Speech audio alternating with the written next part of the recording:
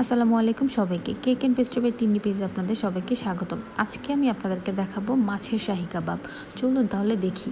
প্রথমে মাছগুলোকে কাটা বেছে তো সলিড অংশগুলো নিয়ে এখানে মশলা মেখে নিব। প্রথমে দিয়ে নিলাম লবণ, গোলমরিচ গুঁড়ো, তারপরে দিয়ে দিব রসুন বাটা, তারপরে দিয়ে দিব আদা বাটাটা দিয়ে দিলাম। তারপর এখানে দিয়ে দিচ্ছি বাদাম, দারচিনি, এলাচ, লবঙ্গ একসাথে পেস্ট করা। তারপরে দিয়ে দিচ্ছি পেঁয়াজ কুচি, তারপরে দিব ধনেপাতা কুচি, দেন দিয়ে দিলাম হালকা একটু লবণ, তারপরে দিয়ে দেবো জিরে গুঁড়ো। এবার দিয়ে দিব ডাল পেস্ট, মটর ডাল পেস্ট ইউজ করেছি। তারপর এটাকে ভালোভাবে মেখে নিয়ে দিয়ে দিচ্ছি লাল মরিচ গুঁড়ো এবং শুকনো মরিচের গুঁড়ো।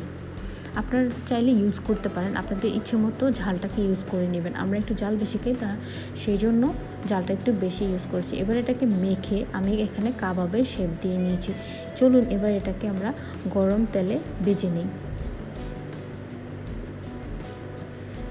তেলটাকে গরম করে তার মধ্যে আমি কাবাবগুলো দিয়ে দিচ্ছি। মাশাআল্লাহ সুন্দরভাবে ভাজা হয়েছে, এটা ছড়িয়ে যায়নি। সুন্দরভাবে এটাকে উল্টে পাল্টে আমি ভেজে নিচ্ছি। এবার কাবাবটা ভাজা হয়ে গেছে, উঠিয়ে এবার পরিবেশন করব।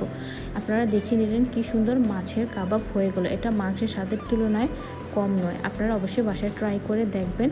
এটা আপনার রোস্টের সাথে পরিবেশন করতে পারেন, এমনিও বাসায় সস দিয়ে খেতে পারেন। আজকের মতো এখানেই, আল্লাহ হাফেজ।